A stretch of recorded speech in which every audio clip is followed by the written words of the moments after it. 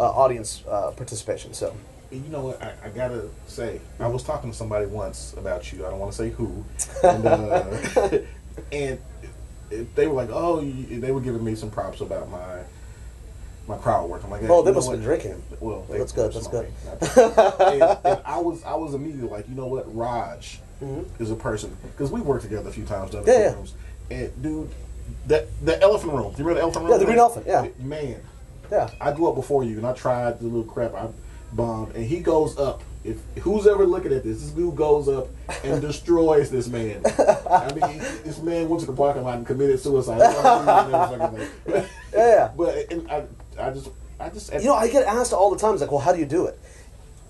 I wish there was a formula to tell people. I've seen you do it, and slam. I mean, just slam guys down. And the best part about that is sometimes, and I've seen this happen with you multiple times, is they'll just stop talking because it's done. We tried, and now we'll stop.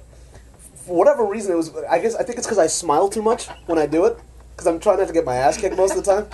Fuck, you a big dude. What I'm saying is, like, but there's bigger dudes than me, so I'm trying not to get my ass kicked most of the time. So I smile when I say you're a dick, like, oh, you're a dick, and so they have the desire to keep talking to me. So it just extends the bit for me, which is fantastic. Because all I'm doing is, like, I'll ask a question. I go, who here's married? How many people have kids? And there's a joke for that.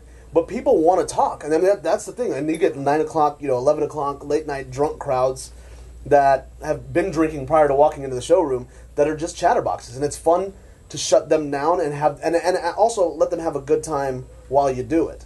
I wish I knew the format. I get people asking all the time, and it was a really great compliment. I was in an open mic a couple weeks ago, and one guy was like, "Man, I've seen you, and you're the best I've ever seen anybody do a crowd work." And I'm like, there's guys out there like Russell Peters is killer crowd work. God. Ian Bagg is one of the funniest crowd working guys. Fucking Ian Bagg. I do. He's a good friend. He's a good friend of mine. He's a very good. I have to give him a shout. I have to give him a shout out on this.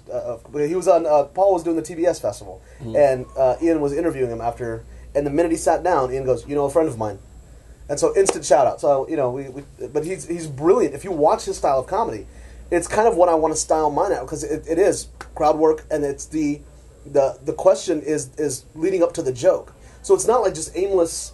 So where are you from? Seattle? Oh, it rains too much, and people kill themselves a lot. There's no substance behind it. You just keep going, because anybody can do that. You can stand on stage and just literally go through the entire crowd and kill an hour talking to people. It might not be funny. It might be brilliant, but if you have a joke to back up what you're talking about, I think that's my style. That's kind of the thing I like to do. And I love talking to people. I'm a giant attention whore. So. I know that you talk to me a lot. Well, I listen to you talk a lot. I don't really fucking talk back. I'm running out of questions, and there's so much stuff I want to talk about. But sure. No, I've got all the time in the world. Do you look at any up and coming comics and go, hey, besides Brad, a really good friend of mine, Brad, brilliant. You said Brad. Who else do you like? Asher Allen is I think is actually in the showroom watching the show. I think his way of writing is completely left field and is brilliantly funny. Ryan Perio is one of the hardest working comics in this town. There's not an open mic you go to that he's not there. Paul, everybody knows is going to be the Messiah of Dallas. You know what's funny? Like we're just the followers. Like he's the Moses. Like we're just walking through the desert, following him, hoping. We're having an interview about Paul, but Paul. This is like the Bible of Paul. This is the Gospel of Paul. Yeah, the Gospel of Paul, according to Raj. Because I heard Gary Hood. Yeah. Told me Gary Hood said, Paul will perform in your refrigerator as long as you give him 10 minutes. It's very true. We've done some shows that you walk into the place and you're like, fuck. Why did we do this? And he's the first one to go, fuck it, dude, it's stage time. And I go, there's times I walk in and go, I don't want to do this. He's like, dude, what else you got going on right now? All right. And we end up having a great time. We were performing in a club in Denton, and there was 4 people. And I walk on stage, and I haven't said a word. This is their immediate perception of me walking on stage. 2 of them got up and left and I went to go shoot pool. So I literally ended up doing 15 minutes to 2 people, and they didn't give a shit the whole time. And man, I'll tell you this: if you can if you can cut your teeth on a show like that, a room of 350 people is easy to make laugh. Well, a room of 4, you get one laugh, you're like, I'll kill at a comedy club.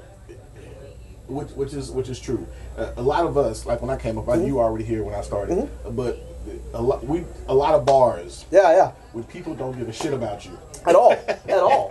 And that's also a great place to figure out how to learn to talk to a crowd. If you can get a guy who's watching his favorite team play on a screen here, and you're doing your bullshit here, if you can get him to turn around, talk to you, or agree with you, or laugh at a joke, it'll get 350 people that are paying strict attention to you to laugh instantly. I mean, the joke works.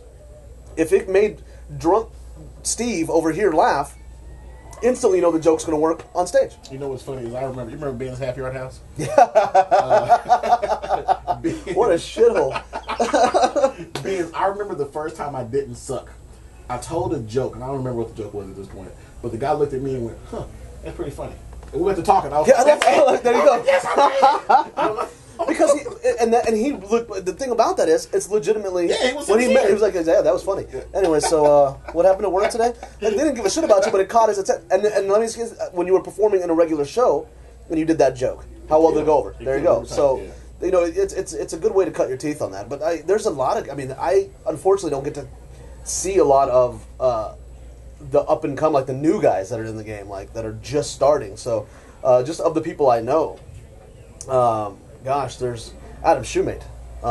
Brilliantly funny. Phenomenal. Brilliantly funny guy. Of course, Mark Agee. I mean, just such a tremendously gifted writer. And Aaron Arianport. All of us, that kind of started around the same time. I see, us going and doing. Yeah, it's unfortunate that at some point in our careers we're going to have to part ways.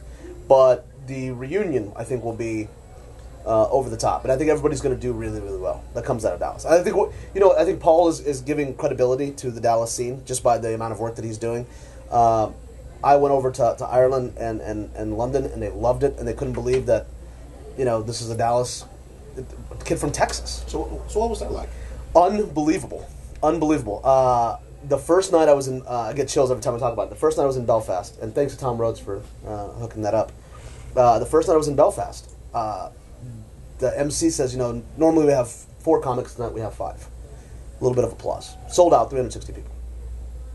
This kid's all the way from the US of A. A little bit more. All the way from Dallas, Texas, and the place went apeshit. Really? Like, over the top, just cheering and screaming, banging tables. It was so loud, I didn't hear the MC actually bring me up. I didn't hear, "Please welcome Raj Sharma." So I'm standing there, he comes off the stage, he goes, "You're up." So I get up there, and for a solid 30 seconds, they wouldn't stop clapping. Wow. And they just love everything to do with Texas, and I didn't change the setup of a joke. I didn't change the language of the joke. I didn't change anything about it. I just told what you would hear on this stage, what I said over there, and it went really, really well. But the best thing ever said to me, Tom Rhodes, who's a legend in this business,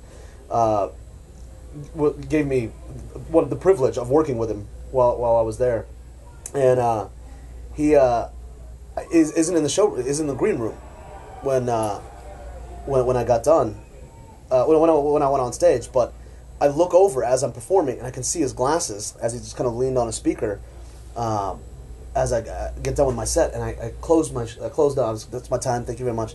And I walk around the corner, and he's coming up the ramp, and he gives me a hug, and he goes, "You made me proud tonight." And I'm like, "Oh my God, Tom Rhodes just said, 'You made me proud.'" I'm like, that is a huge, huge compliment. And so that's how well it went. With that, we'll end the interview. Thank you very much, brother. Oh, always, bro. Always. All right, this has been Stand Up Mag Online with Damus and Raj. He's missing a button right. Yeah, about.